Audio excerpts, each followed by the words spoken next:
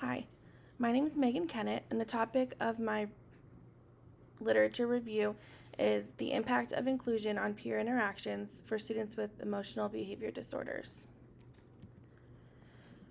Through review of the literature, my thesis is that increasing inclusion for students with emotional behavior disorders will increase positive interactions with typically developing peers by providing additional social and collaborative opportunities. The impact of inclusion on peer relationships for students with EBD is significant to educators for placement decision purposes and serving students in their least restrictive environment. Fully self-contained settings can have a negative social impact on students with emotional behavior disorders. Questions arise whether or not students are being served in their least restrictive environment and whether inclusion into the general education setting would better serve their needs while supporting peer relationships. This topic is significant to my personal practice because I work as a self-contained behavior-focused teacher and work with students who have emotional behavior disorders. I'm involved in the placement process for special education students on my roster and want to ensure that students are being placed appropriately in their least restrictive environment. I'm responsible for creating student schedules and planning out their inclusion time in the gen ed classroom per their IEPs. It would be important to know how the increased inclusion supports the social development of my students. According to O'Connor in 2012, inclusion is defined as the participation of students with disabilities in a regular education classroom. When it comes to inclusion practices, there are multiple models that can be utilized. The first is that students are mainly in self-contained classrooms, but they're pulled out into gen ed for certain subjects. The second is that students who are mostly in general education but are pulled out for small group instruction. And the third is that students who are in the gen ed classroom all day with push and support from the special education teacher. A self-contained classroom is an educational placement where students are in a separate learning setting for the majority of their day. The special education teacher is responsible for all academic instruction. Typically, these classrooms are located in regular school buildings where there are opportunities for some inclusion into the gen ed setting, according to Spencer 2013. According to IDEA, a student with an emotional behavior disorder, or EBD, displays deficits or disturbances of behavior which cannot be explained by intellectual, cultural, sensory, or other exclusionary factors.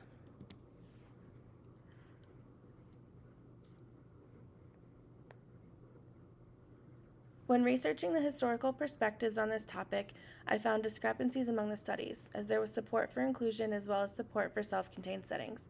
Despite the discrepancies, it was found that there is an overall low tolerance for problem behavior in classrooms, and students with emotional behavior disorders are often placed in restrictive settings, according to Lane and colleagues in 2005. They go on to say that restrictive classrooms may be justified given levels of academic and social performance at the time of initial placement. However, further justification must be established based upon evaluation of the student progress within that setting. So, while many students with EBD are placed in restrictive settings, we are headed toward more inclusion that promotes socialization and academic benefits. There are many benefits noted of self-contained settings. Special education teachers are equipped to support students with behavior disorders. According to Zwiers in 2019, special education teachers are trained to understand, predict, and replace disruptive behavior. Lane and colleagues in 2005 also highlighted other benefits for self-contained classrooms, such as smaller class sizes, paraprofessional support, teachers are trained in social skills and have strong classroom management skills, and teachers who are able to modify curriculum and offer diverse instructional strategies. Despite the benefits of self-contained settings, there are also some limitations, mostly dealing with social outcomes for students. In his work in 2012, O'Connor used a quote from Weiner 2004.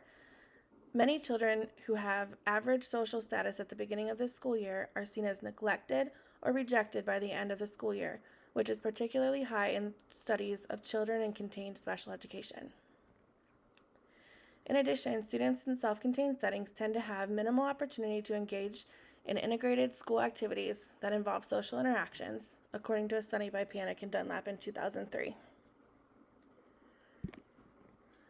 The benefits of inclusion align with the work of Vygotsky and his theory of social development. According to Lohman in 2011, those who subscribe to Vygotsky's theory of social development have believed that including children with disabilities with their peers in the gen ed classroom allows for more interactions to fall within the zone of proximal development, which is key in social development. These interactions with the inclusive learning environment allow for enhanced learning. Inclusion also provides opportunities for students with emotional behavior disorders to generalize new learning and social skills. In addition, research has shown evidence that there are benefits to inclusion for students with disabilities and those without, both academically and socially. Despite the benefits of inclusion, there are also some barriers. According to Lindsay in 2007, there are issues regarding teacher perceptions of including students with EBD into the classroom. It has been found that teachers generally have more positive attitudes about including children with physical or sensory disorders compared to students with learning disabilities or emotional behavior disorders. In the systematic review of 26 studies, Lindsay found that there was evidence of more negative findings when inclusion concerned pupils with emotional and behavioral difficulties. In addition to issues with teacher perceptions, it is important to also note that there are issues regarding readiness for inclusion. Many times, students are required to earn their way to a less restrictive placement through behavior and conduct. The expectations for this sometimes exceed even the expectations for the general education population. This places unnecessary burden on the students rather than on the educators to provide appropriate interventions. These are the implications for practice regarding increasing inclusion for students with EBD to support positive peer interactions. We must look at our perceptions as educators and maintain a positive attitude about including students with EBD into the inclusive classroom. We need to look at all opportunities to include students with EBD in social situations and interactions with peers.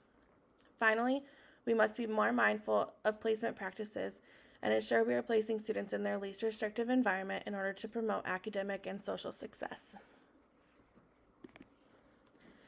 These are the research questions I've chose to address. Does increased inclusion of students with EBD into the general education setting increase positive interactions with general education peers?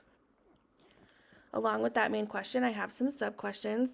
How does increased inclusion for students with EBD into the gen ed setting impact perceptions of their general education peers? And what impact does increased inclusion for students with EBD have on students' self-worth and self-belonging?